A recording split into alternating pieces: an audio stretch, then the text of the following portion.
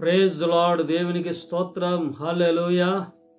మహాగణుడు మహోన్నతుడైన ప్రభువైన యేసుక్రీస్తు నామమున మీ అందరికీ వందనాలండి. దేవుడు మిమ్మల్ని ఆశీర్వదించునుగాక. నా ప్రభు పరము నుండి దేవుడు తన దక్షిణ హస్తమును చాపి మిమ్ములను, మీ చేతి పనులను, మీ వ్యాపారాలని, మీ ఇంటిల్లి పాదిని, మీ పాడి పంటను దేవుడు ఆశీర్వదించునుగాక. ఆమెన్ చెప్పండి. ఆమేన్. హల్లెలూయా.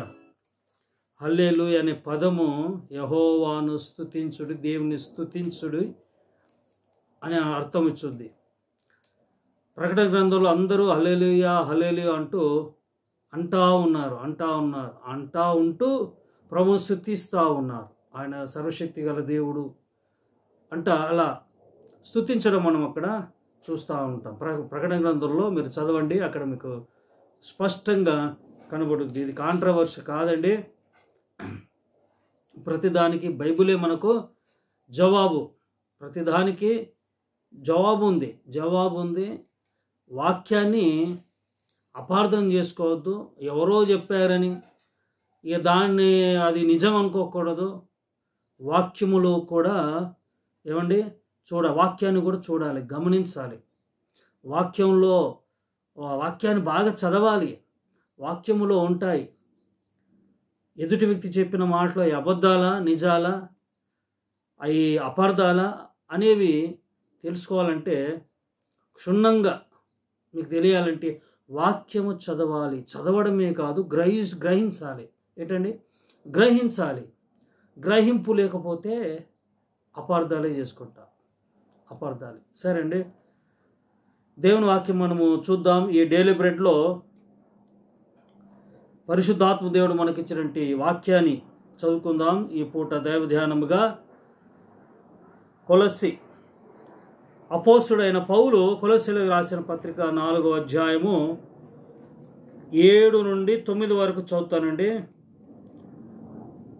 కొలస్సీ 4వ అధ్యాయం 7 నుండి 9 వరకు చదువుతాను. ప్రియా సహోదరుడును, ప్రభునందు నమ్మకమైన పరిచారకుడును, నా తోడి సేవకుడైన తూకీకు నన్ను గూర్చిన సంగతులన్నీ మీకు తెలియజేయను. మీరు మా స్థితి తెలుసుకున్నట్లు మీ హృదయములను అతడు ఆదరించున్నట్లు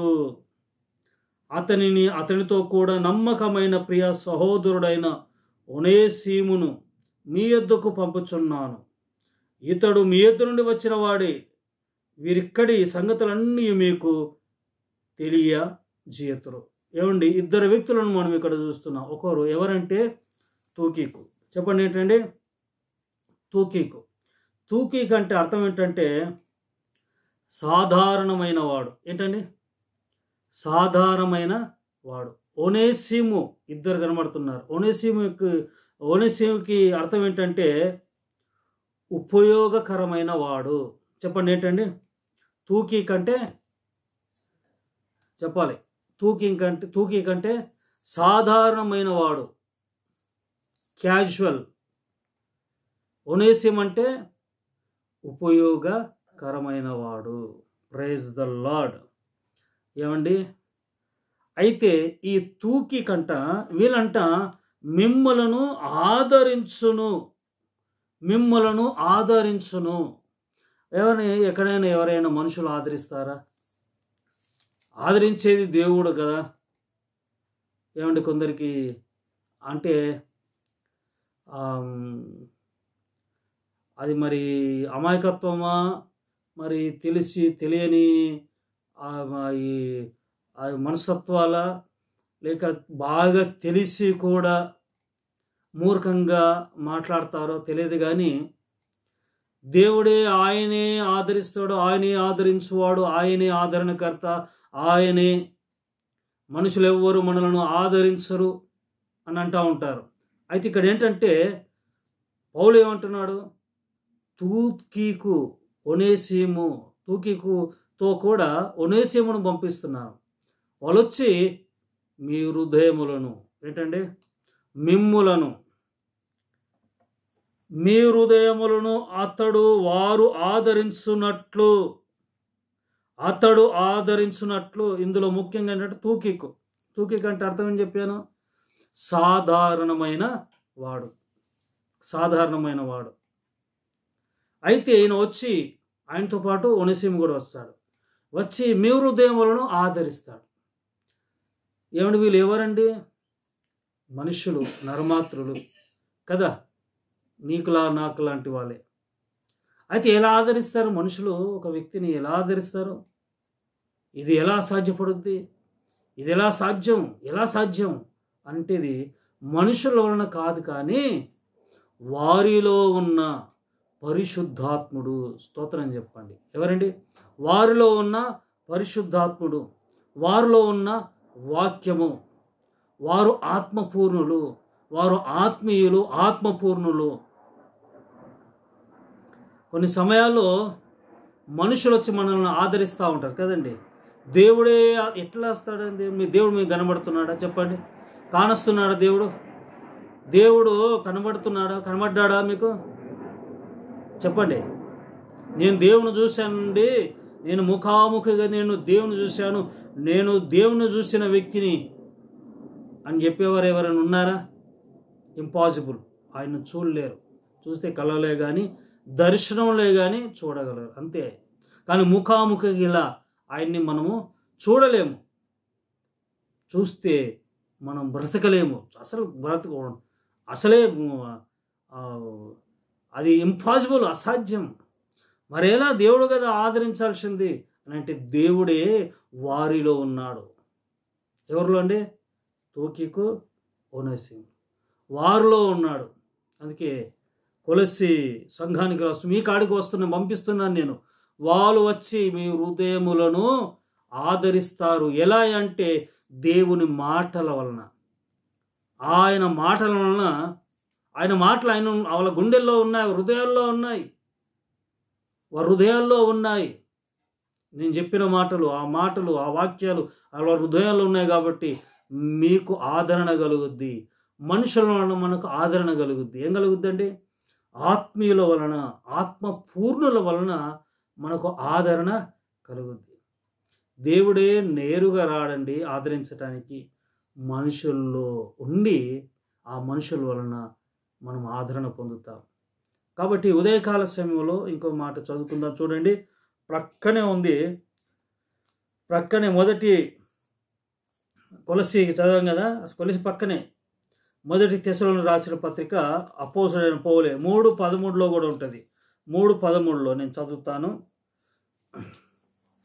3:13 ఏమనుందంటే, మేము మీ ఎడల ఎలాగూ ప్రేమలో అభివృద్ధి పొంది వర్ధిల్లుచున్నాము, అలాగే మీరును ఒకరి ఎడల ఒకడును మనుషులందరి ఎడలను ఏమండి ప్రేమలో అభివృద్ధి పొంది వర్ధిల్లునట్లు ప్రభు దయచేయునుగాక. ప్రేమను కలిగి ఉంటే సరిపోదు, ప్రేమలో వర్ధిల్లాలి. ఏంటండి, కొందరు చర్చికి వచ్చే వారితోనే ప్రేమతో ఉంటారు కదా, కానీ మనుషులందరి ఎడలంట ఎలా ఉండాలంట? ప్రేమతో ఉండాలంట, ప్రేమలో వర్ధిల్లాలి. అనేకుల్లో ప్రేమ లేదు, చల్లారిపోవటానికి కారణం ఏంటంటే అక్రమము విస్తరించుట చేత. ఏంటండి? అక్రమము విస్తరించుట చేత ప్రేమ అనేది కనబడట్లేదు, అక్రమం కనబడుతుంది. ఏంటండి? అక్రమము. ఇందాకే నేను ఒక సేవకుడు ఫోన్ చేసి, అయ్యా మరి ఏంటి ఎలా జరిగిందంటే, మీరు రావాలనుకుంటే రండి అన్నాడు.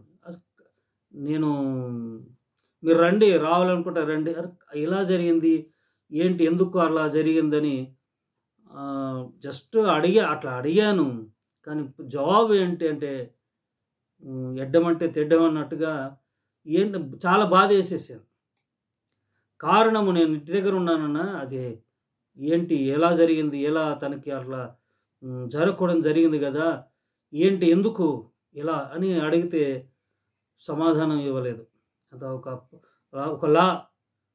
అదొక రకమైన అక్రమమే. ఏంటండి? అదొక రకమైన అక్రమమే. సమాధానం అనేది చక్కగా ఇవ్వాలి కదండి. సమాధానం ఇవ్వాలి. ఇట్లా తమ్ముడా, నాకంటే పెద్దవాడు, తమ్ముడు ఇట్లా జరిగింది, ఎదుగో పరిస్థితి ఇది. సరే తెలియదంటే తెలియదని చెప్పాలి కదండి. తెలియదు తమ్ముడు, కానీ అంటే ఎలా ఉన్నారు ఈ రోజుల్లో మనుషులు? ప్రేమ ఎందుకు చల్లారుతుంది మనుషుల్లో? మరి ఒకరిని ఆదరించాలి కదా, ఒకరిని పరామర్శించాలి కదా. ప్రేమ ఎందుకు చల్లారిపోతుంది? ఒకరికి మంచి హృదయం ఎందుకు ఉండట్లేదంటే అక్రమము. ఏంటంటే అక్రమం విస్తరించుట చేత. ఇక్కడ ఏమంటున్నాడంటే మీరు ప్రేమలో వర్ధిల్లాలి. అందరి ఎడల. ఏంటండి? అందరి ఎడల. తూకీకు, ఒనేసిము వారిని పంపిస్తున్నాను, తోడుగా ఒనేసిమును పంపిస్తున్నాను. వారు వచ్చి మీ హృదయములను ఆదరిస్తారు. మిమ్మల్ని ఆదరించడానికి మేము పంపిస్తున్నాను. ఏమండి, దేవుడు ఏదో రూపంలో మన కాడి కొందరిని పంపిస్తాడు ఆదరించడానికి. తిరస్కరించొద్దు. మనల్ని ఆదరించడానికి వచ్చినప్పుడు మన అతిభక్తి, కొందరికి అతిభక్తి ఉంటుందండి. కొందరికి మరీ మన భక్తుల్లోనే భయంకరమైన అదొక భక్తి కోణంలో అహంకారం. భక్తి పరులము, మేము భక్తి పరులము, విశ్వాసము, మమ్మల్ని ఎవరు ఆదరించకూడదు, మాకెవ్వరు సహాయం చేయకూడదు. మరి ఎలా దేవుడు సహాయం చేస్తాడు? ఆయనే వచ్చేసి నీకు నేరుగా వచ్చి సహాయం చేస్తాడా? మనుషుల రూపంలో, ఒక రూపంలో, ఏదో రూపంలో వచ్చి నీకు సహాయం చేస్తాడు. వివేచించండి. మనం ఒకరిని ఆదరించు వారిగా ఉందుముగాక. ప్రేమలో మనము సమృద్ధిగా వరదలుదుముగాక. అట్టి కృప దేవుడు మీకు దయచేసి కాచి కాపాడునుగాక. ఈ రోజంతా దేవుని కృప మీకు తోడైనగాక. ఆమేన్. ప్రార్థన చేస్తారండి. పరిశుద్ధుడా, జీవన తండ్రి, నా యేసయ్య నీ పాదాల వందనాలు తెలియజేస్తూ కొలస్సీ సంఘస్థులారా, ఏదో మీరు ఇబ్బందులు బాధల్లో ఉన్నారు, మిమ్మల్ని ఓదార్చడానికి ఇదిగో తూకీకును అలాగే ఒనేసిమును, ఆయనకు తోడుగా ఒనేసిమును పంపిస్తున్నాను. వాళ్ళు వచ్చి మీ హృదయములను ఆదరిస్తారు. అయ్యా ప్రభు, ఇదిగో తండ్రి, అయ్యా మీరే రావడం, మీరే మమ్మల్ని ఆదరించడం అంటే అది ప్రభు మా మూఢనమ్మకమే. ప్రభా, మనుషుల రూపంలో, సేవకుల రూపంలో, భక్తుల రూపంలో వచ్చి మమ్మల్ని ఆదరించే దేవుడు ప్రభానికి స్తోత్రము. అయ్యా ప్రభానికి మహిమ కలుగును గాక. అయ్యా మమ్మల్ని ఆదరిస్తున్నందుకు వందనాలు తెలియజేస్తూ మేము కూడా అనేకులను ఆదరించున్నట్లు కృప చూపమని యేసు నామమున ప్రార్థిస్తున్నాను తండ్రి. ఆమేన్. God bless you all.